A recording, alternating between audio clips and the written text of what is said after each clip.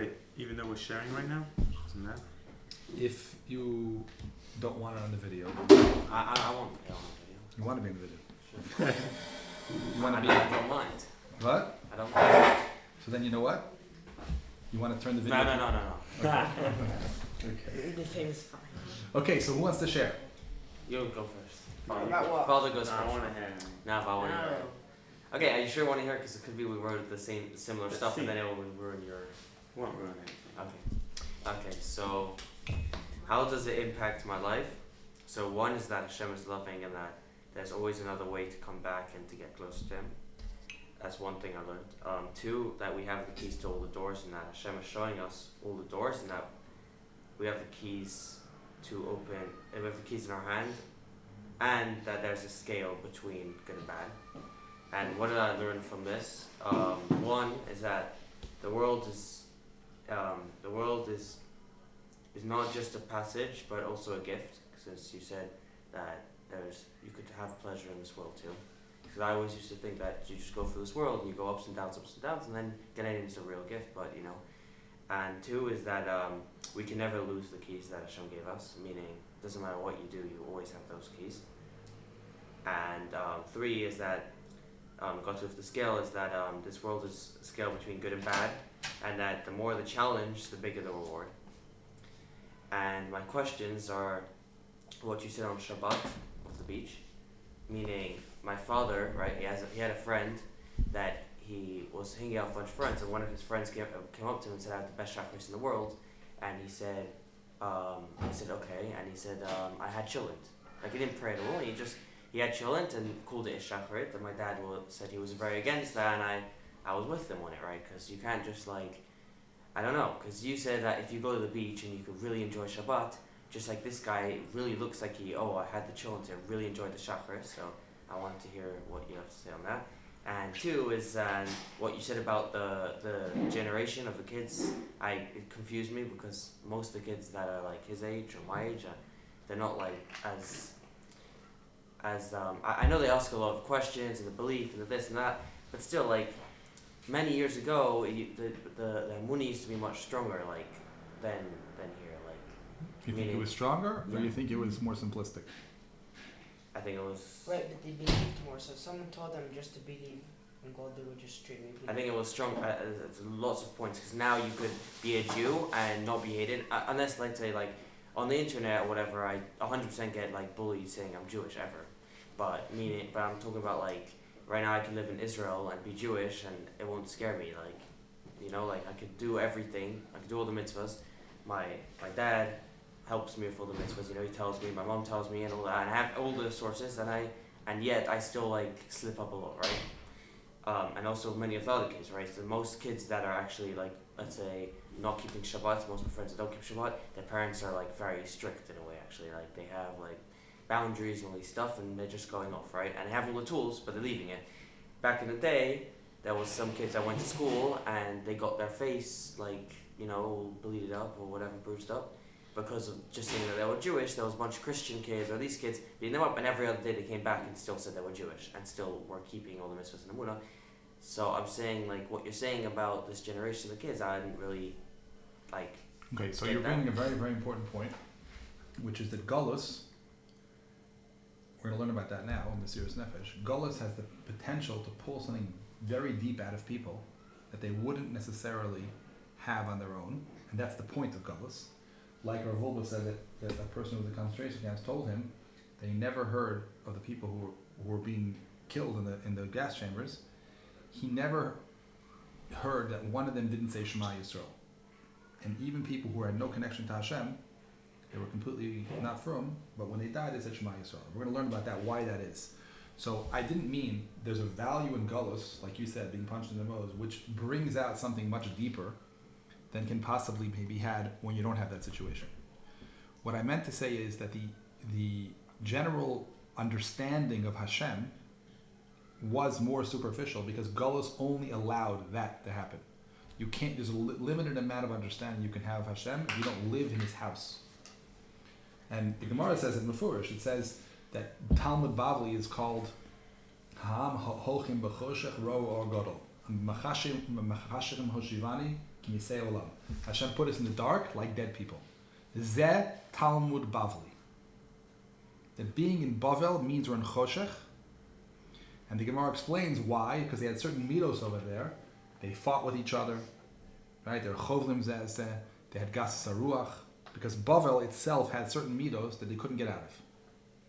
So what I'm saying is that the experience of a Jew in Golus allows less personal, internal experience, not from a place of Mesiras Nefesh, but a real conviction that I know nothing's bothering me and I still believe that. The kids are testing that. And they will come in the end to something extremely deep. The process looks very, very difficult.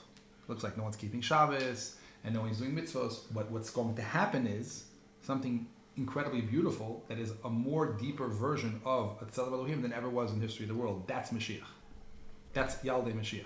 The same way you see that the Baal Tshuva movement started basically in 1967 and it created something that wasn't there before, right?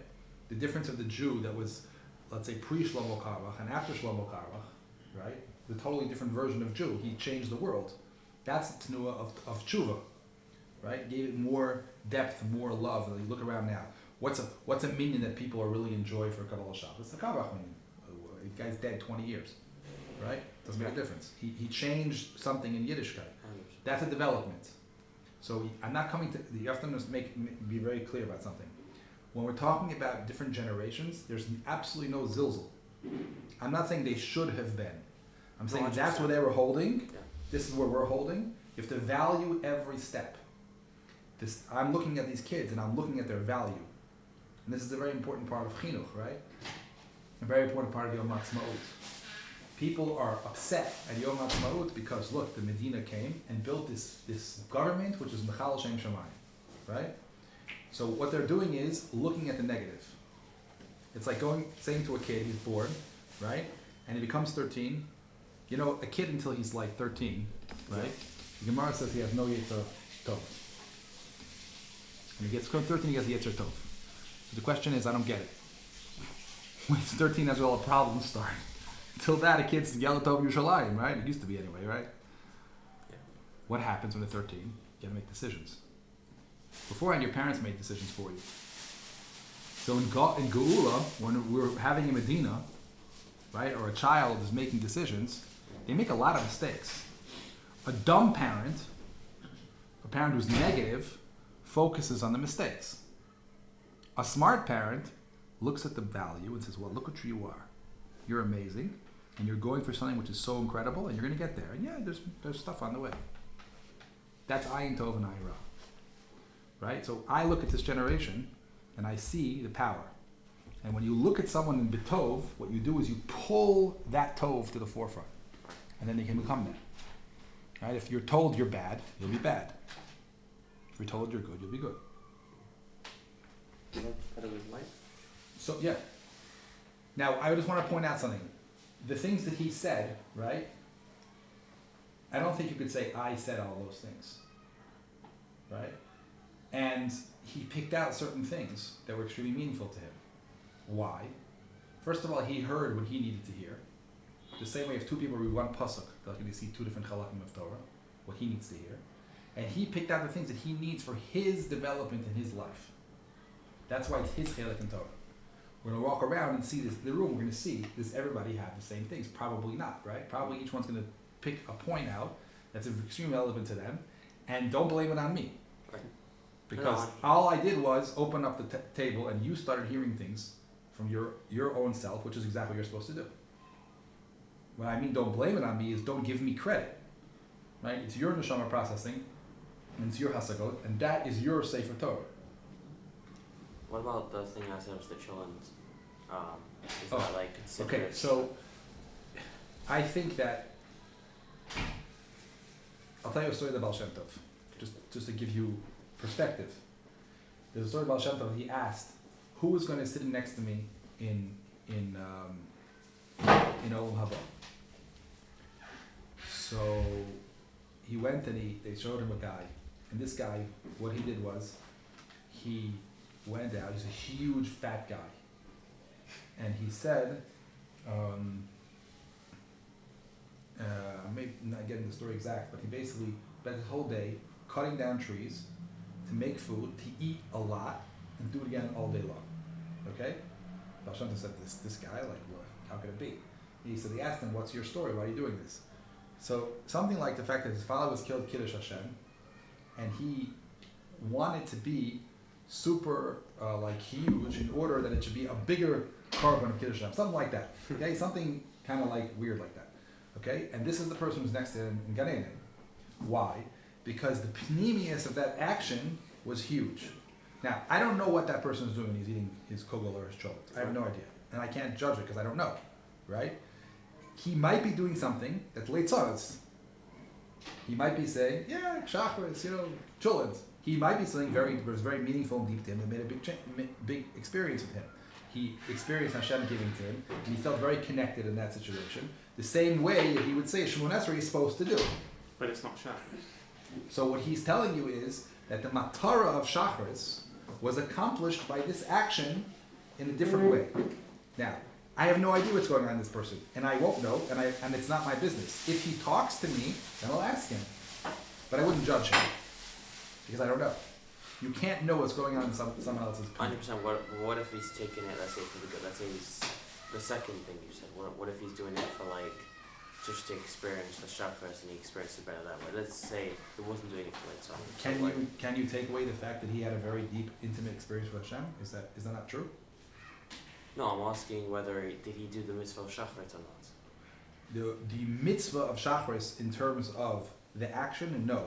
Did he work on the mitzvahs that Shachris is working on? Yes. Will he not get the same thing that Shachris could give him if he did it with that panim and with Shachris? Of course not. Right. But it's not worthless. The reason why he's not davening Shachris is because Shachris is at most a salute. So he's like, I'm not doing that. He's like one of these kids, like, I'm not doing Shabbos. Right? Can I tell him he's wrong, he's right? How am I supposed to know? He's on a path. And his path, he needs to figure out what's the next step for him. If he comes to me for Eitzah, I might tell him what I think.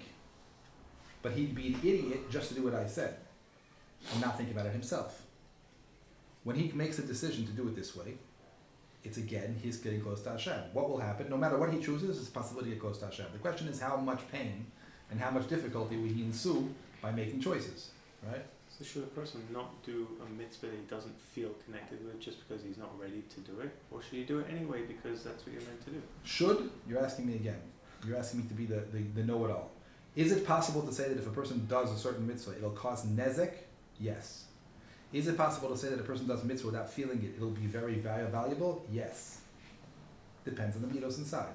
If a person says, I'm going to keep Shabbos now because I think Hashem's going to kill me, and I'm so scared that I'm not going to touch them in there, and every single time I go Shabbos, I hate it and I want it to disappear. You think that's good for him? Okay, let's say a person says, listen, Hashem, I don't want to daven now. Okay, I don't want to do this. But it's important to you, so I'm going to do it. You do that for your wife all the time. I don't want to do this. I think it's dumb. But she's very important to her, so you do it. It builds love, right? It's not about the action. It's about the mitos that makes that action. Everywhere. Always check the mitos. Which is why you can never, ever judge somebody. Because you just don't know.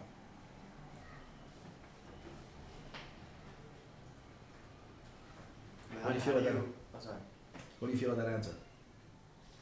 Yeah, for sure. I just 100%. Cool. Now, how do you juggle between a personal connection with God and the mainstream what you're meant to do? How do you, because there are many situations where, I can't daven now, and I don't want to daven now, and, I think what you guys were saying, basically, and that, but the honest connection, the honest feeling I have is, I still want to have a connection with God, but I'm not going to daven, but how do you juggle? We have it all the time. The people that live with the mainstream, just do what you got to do, like you were saying before, without the feeling. Who cares about the feeling? You have to serve the Lord. And the other side is you have that. The other extreme is just who cares about the halacha and just want to feel, So how do you find that balance between personal? You have to find that balance first of all, because it's your path. But remember, it's a relationship. So in a relationship, caring about the other is extremely important. It's not only what I feel. If you were in a marriage and you said the only thing I'm going to do is something that I feel good about, that would be a sucky marriage because you don't care about her. Right? He has an agenda in this world. The agenda is huge. And you can do things with your life that make a huge change in the world. And he's very invested in the world being changed, being a more holy place, in a more developed place, and where he's more involved. And right today, you want to eat cholent, right? You don't feel like it, but you love him, right? So you're going to give yourself over to him and say, listen, it's hard for me, I don't want to do this, but I really love you, and I'm going to do this. Or you're going to say, listen, if I do this, I'm not going to be able to do it. I'm going to do it badly. So by the way, you know that it's very fascinating that people don't get this. One of the first halachas in Shulchan Aruch is echad hamarbe ve'echad hamamit u'bavad sheyiskav l'shem shamayim. The translation of those words mean echad hamarbe ve'echad hamamit. They're the same. Pshat. That's what the words mean. It means a person who says, Hashem, I can have kavanah now for 2 parts of davening. That's it. The rest is too much for me. Another person says, I can have kavanah for the whole davening. They're the same. They're the same? Echad hamarba ve'echad hamamit. How could that... Sorry, say it again? The halacha is, it comes from karbanos. The karbana is a person who's poor, he brings a mincha of flour. A person who's richer, he brings a behema. Chazal learned from that midos, that it's not about what you do, it's about the midos. So this poor person, he's like, Hashem, I love you, I want to do something over here, this is what I can do. And this guy says, I got lots of money, I want to do this, right? They're the same, because the midos are the same. So a person goes into davening, and he's going to go, or he can do like, Hashem, thank you. Wow, that was an amazing thing. I really appreciate that. Can you take care of me? Right? And that's what he can, that's going to be real for him. So that's the same. It's not the same. How can you compare? No, the person who has lots of kavanah. The person who decides that he doesn't want to do blah, blah, blah, blah, blah. He wants to do a small amount. His kavanah, l'shem shamayim, is the same as the person who davens the entire davening in the kavanah. I think it's to do with also where you you're only get more. where if you can, it's not like the same like if you just do a little bit or do a lot. It's like if you're holding a place where you can only do a little bit, and this person is holding a place where you can do more, then you have to know where you're holding. Then it's the same. It's what you can give, you're saying. Mm-hmm. And that's what you can give, so then that's the same. Yeah. Right. So I think it's very intelligent in this generation where people do not connect the tefillah, and they're relearning how to connect the tefillah. Many people don't work well with the siddur. They don't know well with the siddur, or the length they don't work well. They should figure it out how to have a real experience. You can, if you want to work with Chazal, which is a smart thing to do because it's like nuclear power. You can take Shemona Esrei and make it Havineni. You can make it super small. You can have certain parts of Pesukei Dezimra where you say the point. Baruch Shamar, Ashrei, Yishtabach. They gave you pathways to make it work with the gifts they give you and still have your ability to do according to your level, right? You know that at halacha l'maisa we don't in you went to Cheder, right? What do they? How do you do berachas hamazon? From what age? Right in the beginning. It's a halacha mefurish in the poskim. You don't give a child all berachas hamazon. You give him tiny pieces. Mefurish in the poskim. We don't do that. I think it's a mistake. Because he's just holding the place where you can just do it. Otherwise, it's So just hate nothing. it. You're saying because then he'll just hate it and... Well, he won't do it for real. We want to teach a kid. What do you want to teach a kid in brachos? to me then. Hashem loves you. Here, he's giving you this thing. Wow, thank you. Right, I ran a camp in summer. I was a counselor and a bunch of 4-year-olds, and after we all ate bread, they done the whole entire thing. But they done it in songs and in parts, but like they did do the whole entire thing, which was even hard for me. But for them, yeah. Brich Rachmana the high Peter. You go to Brich Hasamana. What? Brich Rachmana the high Peter. Hashem, who made this bread, is blessed. That you're to Brich Hasamana. Minatorah. Gemara Mefureshes. That's what you're supposed to teach a kid. What about, how do you know if you're not just being lazy, You know, you're like just using that as an excuse to like. You have to be self-aware. This is the whole thing.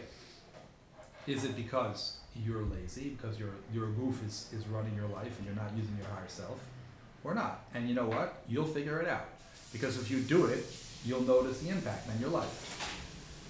Right? If you do a Shemona Esrei really quick, you take pieces and parts, and you have a real deep kavanah, what do you think your rest of the day is going to look like? It's going to be good if you have to on.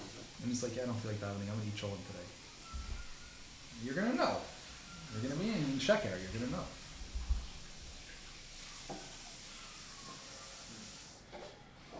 Daniel, what'd you get?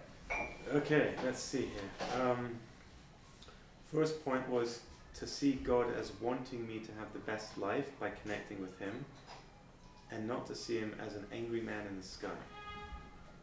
That's the first point.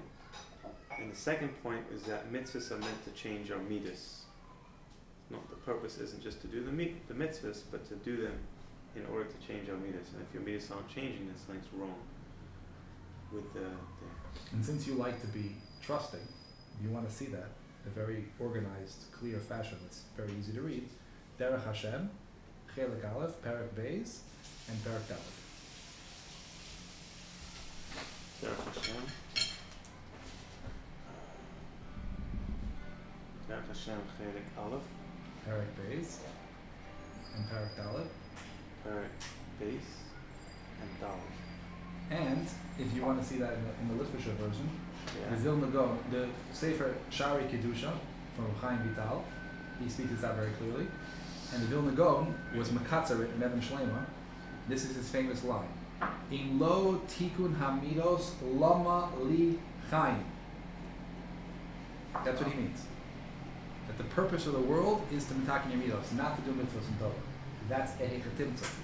It's a way to get there. Which is why Yaakov Avinu is the Bechir Shabbat. He's on the Kisei HaKavod. What did he do with his life? What does it say in the Torah he did? Who? Yaakov Avinu. Oh, he. Dealing with people. He fought with his brother. He went to go work for a living by his father-in-law. He got married. He dealt with the fact that his wives fighting with each other. He dealt with the sibling rivalry. He fought with his brother at war. Then he dealt with Shem, right? Then he dealt with his kids, having fights and losing a child and having avelos, and he dealt with Paro. That's his life.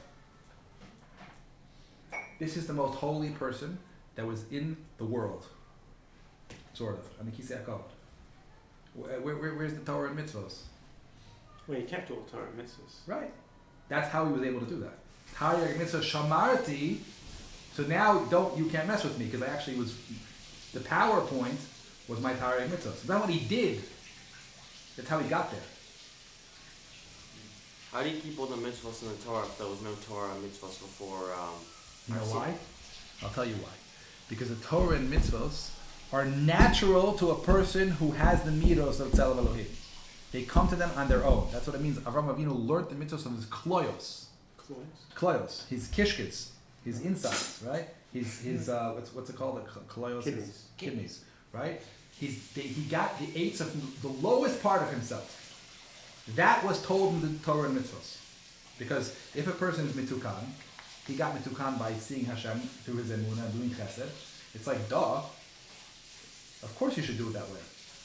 You'll notice, by the way, that many practices in the world, a lot of the mitzvahs in the Torah and the spiritual practices were done. You can look at the Parshas Mishpatim, which is about ethics and morals. There's I forgot where it is, a code of law from the Goyim that is very, very similar in that time. Very, very similar. Because it was embedded in nature and those things. And the Torah came to remind us. Exactly. Yeah. Wow. Okay, so what did I learn from this? One was to give my children space to grow. No, keep that one. Do things from a place of wanting a connection, not from fear of punishment or some mysterious reward. And my question, what does it mean that God held a mountain over our heads at Har Sinai? Excellent. What that means is, that's where they were holding. They couldn't actually want it, because they weren't developed enough. It wasn't that he was standing there with the head. It was that whatever he said, their experience of it was like someone telling us, we gotta do this, there's no choice. Which is not the higher madrega. The highest madrega that happened in Purim, it's like, you know what? I want this. But it said Nasa V'nishma, so they did want it. Okay, so that's a question, technically, how do those two things go together, right? And there's different ways to describe that, right? But part of it was that we want it because we see it be necessary, or we don't actually want it because we think it's good for ourselves. We're told, we're children, so we're going to do it. We trust. But I don't look at it and say, I want this. Trust is different than choosing on your own. Choosing on your own is, you're saying, a higher level than For trust. sure. That's why Purim is a higher madrega of Kabbalah Satorah. But isn't bittul the highest level? It depends what the word bittul means. Give yourself up to God. If bittul means that I am self-annihilation, absolutely not. The whole purpose of the world was in order to do with bechira.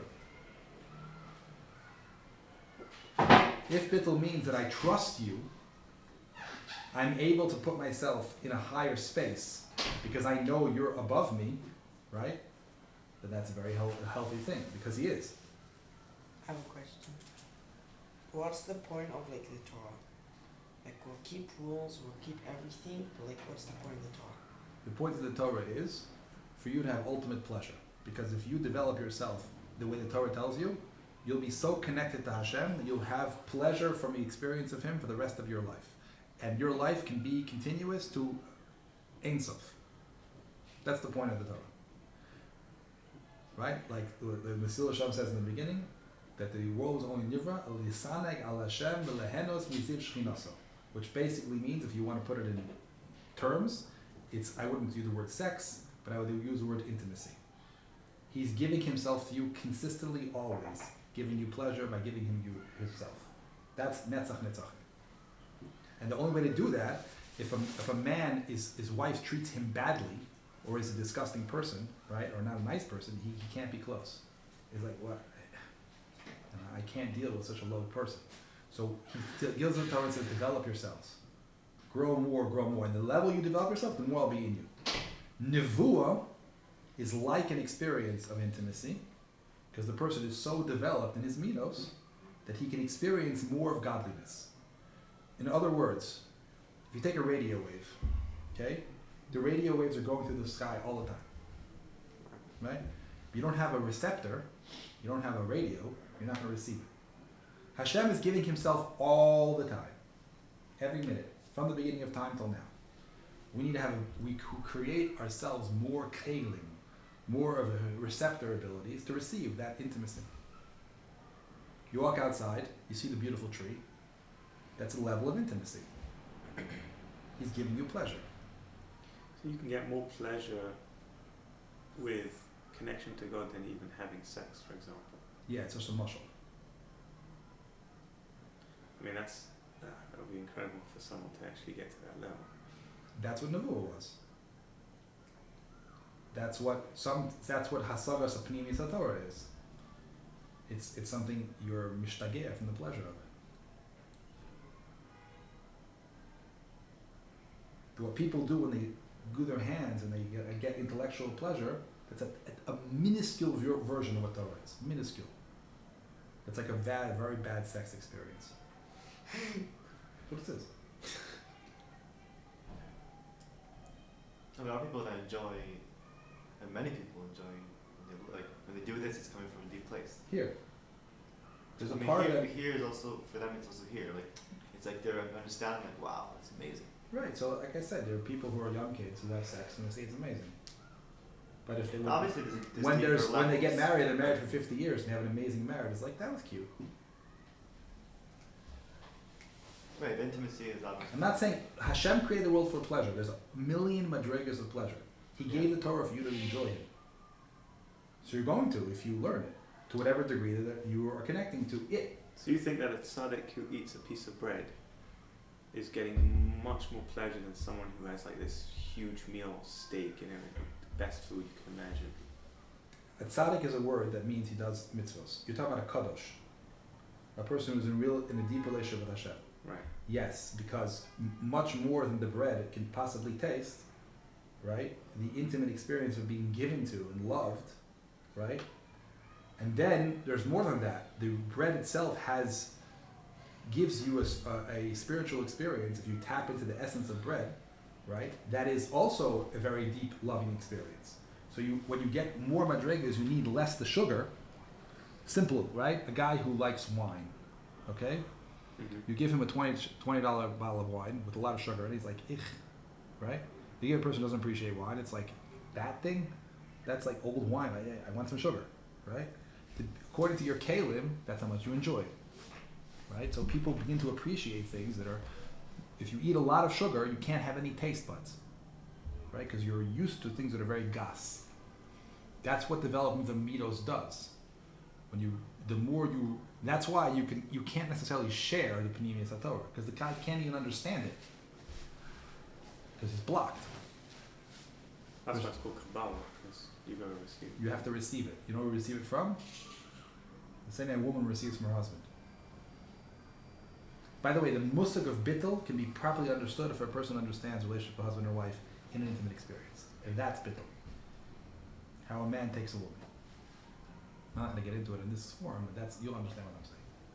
Yeah, but aren't we the woman in that relationship? Mm-hmm. Right. Oh, so it's... He moves us. He brings us to places. Mm-hmm. But it comes from a place of total safety. It's like, take me.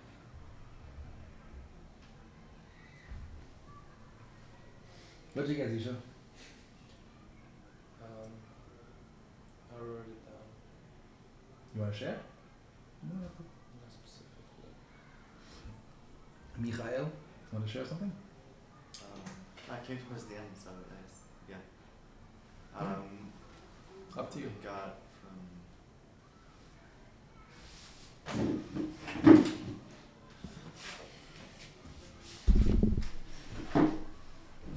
no, also just like so people are saying here, just relates to what people are saying. The idea of midot, the idea that like really the ikal is like we have to remember what the main thing is. We do a lot of things in life, and we get caught up in so many things, and obviously the mitzvot and mashpia are very important. We have to keep them, but we have to remember what the goal is, it's connection with God. So yeah, whatever. That's something I can talk about. Amazing. Yeah. Okay, great. Ready to move on to a new topic? Yes. Can you do me a favor? Can you stop it and start it so we can know there's a new topic?